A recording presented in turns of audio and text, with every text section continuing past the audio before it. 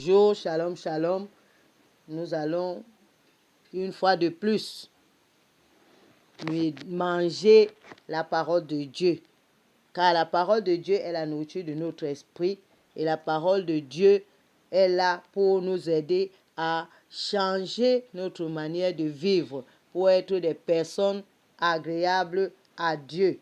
Et ce matin, nous allons parler selon le thème qui dit la volonté de Dieu et la convoitise du monde.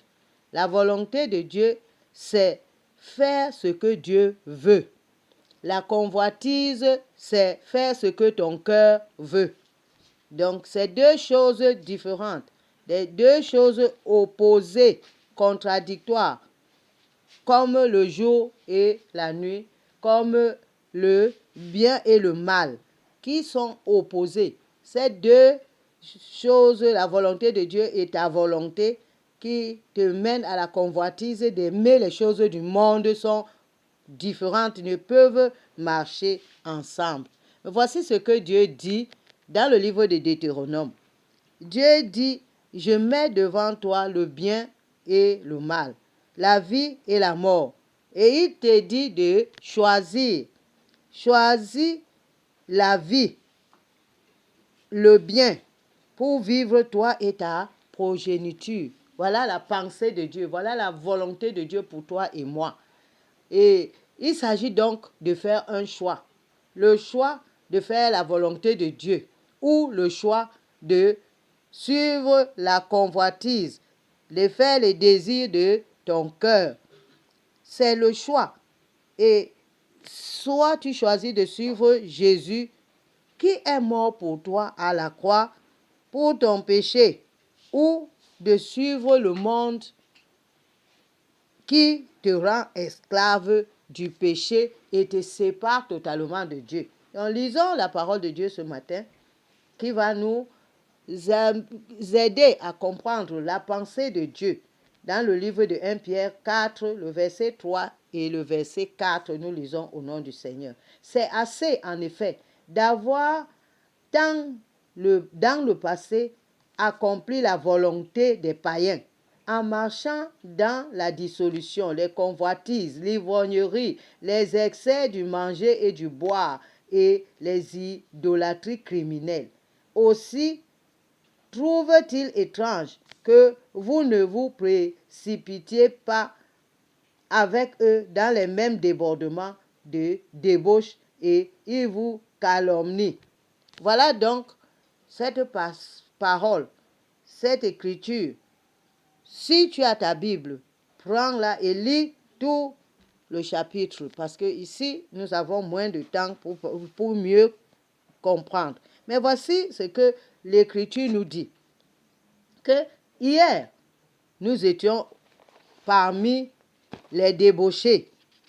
Hier, nous étions des voleurs. Hier, nous étions des bandits, des sorciers, des blasphémateurs. Nous avons blasphémé le nom de Jésus. Nous nous sommes moqués des gens qui se levaient pour adorer Dieu, pour dire qu'eux, ils sont dans le camp de Jésus. Ils ont décidé de faire la volonté de Dieu. Nous étions parmi ceux qui les ont calomniés, parmi ceux qui se sont moqués d'eux. Nous étions parmi les brigands. Mais quelle que soit la casquette dans laquelle tu étais hier, c'est le passé. À partir du moment où tu as décidé de suivre Jésus, tu as décidé de marcher, de commencer une nouvelle vie avec le Seigneur Jésus qui te rapproche à Dieu, qui t'aide à comprendre la volonté de Dieu pour toi. C'est le moment d'être radical. Ne te laisse pas influencer par les gens, tes amis d'hier. Ne te laisse pas influencer par les collègues, les gens avec qui tu étais peut-être dans l'alcool, tu étais peut-être dans la débauche, tu passais du temps, tu as transformé ta vie comme quelque chose qui n'a pas de sens. Ne te laisse plus influencer par eux parce que Jésus-Christ étant mort pour le péché, il est mort. Christ est mort, il a souffert dans sa chair et il a souffert pour toi. Il a souffert pour tes péchés, pour tout ce que tu faisais quand tu étais dans la rébellion, tu étais séparé de la volonté de Dieu. Christ a déjà souffert pour toi. Il a subi toutes sortes de douleurs dans sa chair. Il a été meurtri. C'est à cause de ton péché. C'est à cause de mon péché. Donc, si quelqu'un est mort dans le péché n'a plus de pouvoir sur lui. Si donc toi, tu as réussi à t'identifier ou bien à entrer, à partager la mort de Jésus par le baptême, par accepter Jésus-Christ dans ta vie, ça veut dire que toi aussi tu es mort dans le péché. Le péché n'a plus aucune influence sur toi. Donc ne te laisse pas influencer. Ne te laisse pas, ne sois pas affecté parce qu'on se moque de toi et tu commences à régner Jésus. Tu commences à refuser Jésus parce que, qu'est-ce qu'on va dire? On va aussi me voir avec la Bible. On va aussi voir que je suis devenu, alléluia. On va voir que je parle beaucoup de Jésus. Jésus même là, vous l'avez vu où? Dieu, il est où? Laissez-nous, nous réjouissons ici sur la terre. Ça, c'est les choses des païens. Les choses que la Bible nous a dit ce matin, parce que nous avons vécu tout cela.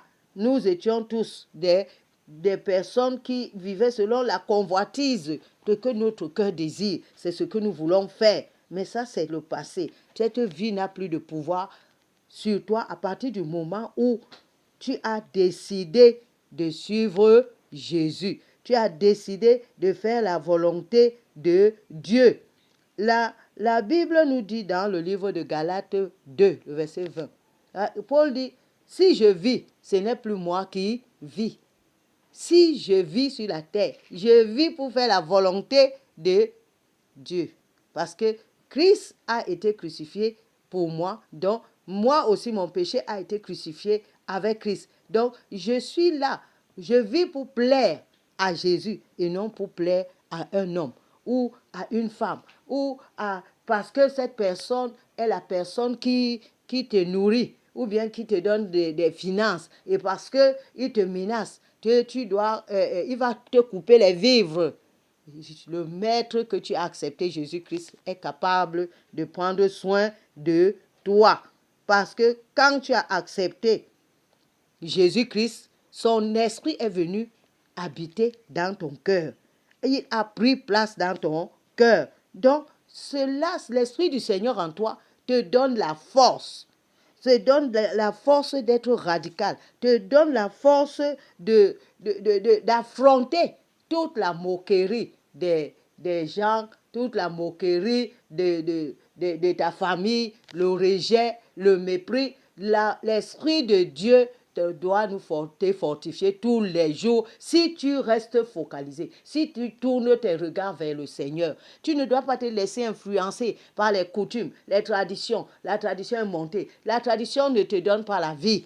La tradition ne peut pas te sauver. La tradition ou bien les pratiques de nos coutumes et de tout ce que nous faisons dans le monde ne sont pas morts pour nous. Celui qui est mort, c'est Jésus-Christ et c'est en lui que nous devons nous appuyer. C'est en lui que nous devons nous confier. Il a dit que celui qui se confie en lui ne sera point déçu. Celui qui lui fait confiance ne sera pas confondu.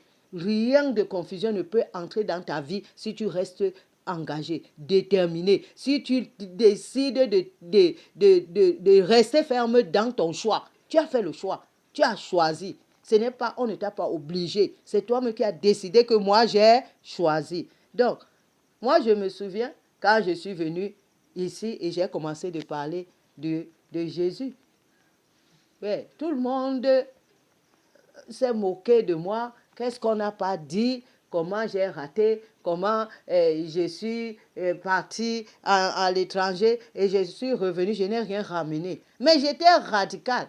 J'ai décidé dans mon cœur que personne, ni mon père, ni ma mère, personne ne peut me séparer de Jésus. Et je t'encourage ce matin. Personne ne doit te décourager. Personne ne doit te séparer de ta relation avec le Seigneur, de ton choix. C'est ton choix que tu as choisi. Personne ne t'a imposé. Personne ne t'a menacé. C'est toi-même qui, dans ton fort intérieur, qui a vu la misère de ta vie, le malheur de ta vie, que sans Jésus, tu n'es rien. Et tu as décidé de le suivre. Sois ferme dans ta décision. J'ai croisé un jeune homme, Joseph Emmanuel. C'était un garçon de la rue sa vie était déréglée, sa vie était perdue. Je ne connais pas tellement son histoire, mais je sais qu'une chose puissante s'est passée dans la vie de ce garçon le jour qu'il a accepté Jésus-Christ. Il a invité Jésus-Christ dans son cœur et sa vie a changé. Il avait des visions, il avait des choses qu'il voulait faire, mais il y avait des projets, mais ça n'aboutissait pas. À partir de ce jour que nous avons, je l'ai croisé, il a reçu Jésus, les choses ont changé. Il a eu la paix, il a reçu la paix, il a retrouvé la paix, il a retrouvé sa famille. Il habitait n'importe où, il est retourné dans la maison de sa famille.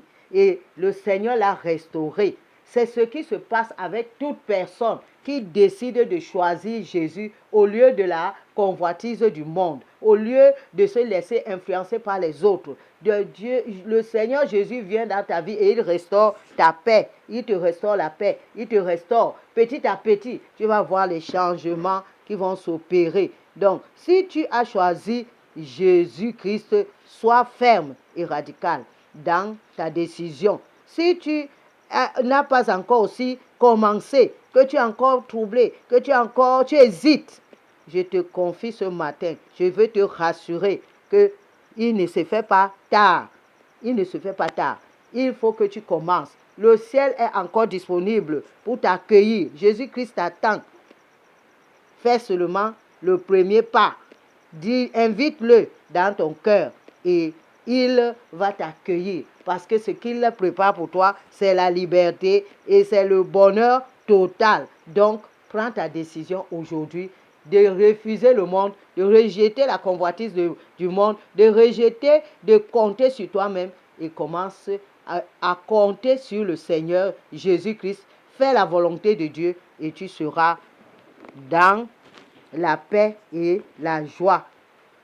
Que le Seigneur bénisse sa parole, qu'il nous bénisse. Amen. Nous allons donc prier ce matin et déclarer que je brise l'influence de mon passé, que mon passé ne m'influence plus, que mes collègues d'hier ne m'influencent plus par leur calomnie et par leur moquerie. Je m'engage de suivre Jésus. Prie au nom du Seigneur. Père, je veux te bénir par rapport à cette parole et je déclare ce matin que je brise toute l'influence de mon passé, toute l'influence de ma vie d'hier, de ma vieille nature. Je brise cela et aujourd'hui, je m'engage de suivre Jésus, de rester avec lui, de faire sa volonté. Merci Seigneur, parce que toi, tu me donnes cette force pour que je puisse me lever et avancer au nom de Jésus. Amen.